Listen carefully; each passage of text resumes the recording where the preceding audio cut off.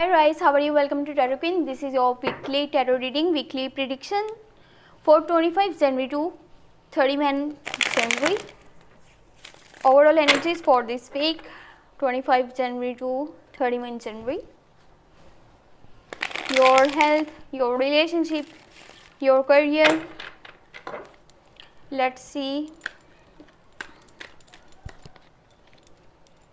आपका ये वीक कैसे जाएगा, ये हफ्ता आपके लिए कैसा रहेगा, जो कि है 25 जनवरी से लेकर के 31 जनवरी तक आपकी ओवरऑल एनर्जीज क्या रहेंगी, आपका करियर, आपकी हेल्थ, आपके relationship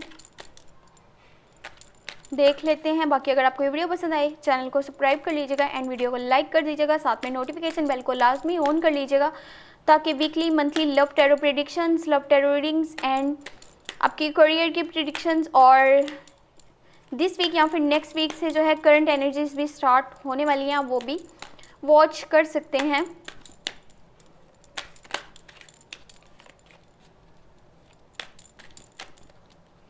okay, you have page of wands, the devil,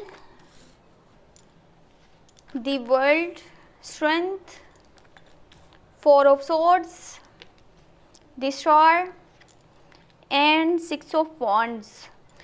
this week आपके आसपास जो है, फर्स्टली मैं आपको ये चीज़ क्लियर कर दूं, ये चीज़ बता दूं, इस चीज़ को माइंड में रखिएगा। आपके आसपास काफ़ी सारी नेगेटिव एनर्जीज नज़र आ रही हैं, नेगेटिव इवेंट्स आपको फेस करने को मिलेंगे।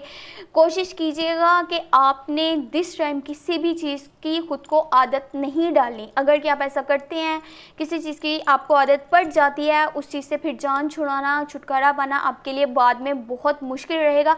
कोशिश कीजिए हर चीज़ को एक साइड पे रख करके अपने लिए एक ऐसा स्टैंड लीजिए जिससे आप जो है मोर पॉजिटिव एनर्जी को अपनी तरफ अट्रैक्ट कर पाएँ, और अपने लिए ऐसा स्टैंड लेना है जिससे अगर आपके आसपास जो मर्ज़ी चल रहा है, जो मर्ज़ी हो रहा है, लोग आपके अगेंस्ट हैं, चीज़ें आपके अगेंस्ट जा रही हैं, कुछ भी आपके हक में नहीं हो पा रहा, किसी के साथ ऐसा भी होगा जिसकी वजह से होगा क्या कि आपको इतना स्ट्रेस होने वाला है, उसकी वजह से आपकी सेहत के जो है मसाइल भी आपके लिए पैदा हो सकते हैं। तो कोशिश कीजिएगा दिस वीक अपनी सेहत का खास तौर पे ख्याल रखिएगा और अपने फ्यूचर को लेकर के आपने ज़्यादा परेशान नहीं होना, इतना स्ट्रेस नहीं लेना कि आप खुद के साथ बुरा करें, आप अपनी सेहत को डैमेज करें।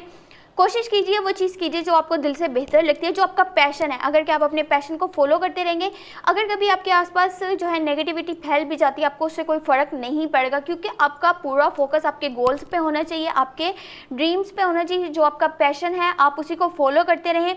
अगर आप उसी में अपना माइंड लगाएंगे तो आप इन सब चीज़ों को इग्नोर भी अच्छे से कर सकते हैं। बहुत जल्द आपके पास पैसा आ जाएगा, आपके पास पावर आ जाएगी, आपके रिलेशनशिप जो है आपके हिसाब से चलने लगेंगे, हर चीज़ आपके कंट्रोल में आएगी। लेकिन कोशिश ये करनी है कि continue putting efforts to reach your goals, और जिसके साथ चलिएगा दिल से चलिएगा, सखी रहना है आपने। ये नहीं करना कि जस्ट अपने फ़ायदे मफाद के लिए किसी के साथ अच्छा बर्ताव किया फिर जो है उसको भूल गए, टेक केयर बाय, ऐसा वाला कुछ सीन आपने बिल्कुल भी नहीं करना। दिस वीक आपके पास काफ़ी सारी अपॉर्चुनिटीज़ आती हुई नज़र आ रही हैं, मे बी आप किसी चीज़ के लिए विश भी कर सकते हैं। अगर किसी चीज़ के लिए विश करते हैं तो जो हो सकता है कि अपॉर्चुनिटीज़ आपके पास आएँ, उनको अपने लिए अच्छे से यूज़ करना, अपने लिए जो है बेहतर तरीके से इस्तेमाल करना, ये आप पे जो है डिपेंड करता है कि किस तरह से उनको यूज़ करना है, किस तरह से आपने जो है अपने लिए मौके जो है पैदा करने हैं, या अगर आपको कोई मौके मिले हैं, ऐसे अपॉर्चुनिटीज़ मिली, उनको किस तरह से आपने यूज़ करना है। कोशिश कीजिए आप जो है अपने रास्ते पर सही से चलें। कोई आपने ऐसा जो है रास्ता इख्तियार नहीं करना जो आपको लगता है कि शॉर्टकट्स को मैं यूज़ करके आगे जा सकता हूँ, क्योंकि आपके पास इतनी स्ट्रेंथ है, आपके पास विल पावर है कि जैसी भी सिचुएशन हो आप उसको अच्छे से हैंडल कर सकते हैं विदाउट एनी हेस्ट। तो आपको किसी भी चीज़ की परेशानी लेने की जरूरत नहीं है। और एक चीज़ अपने माइंड में रखिएगा, फालतू के रिस्क लेना लाइफ में छोड़ दीजिए।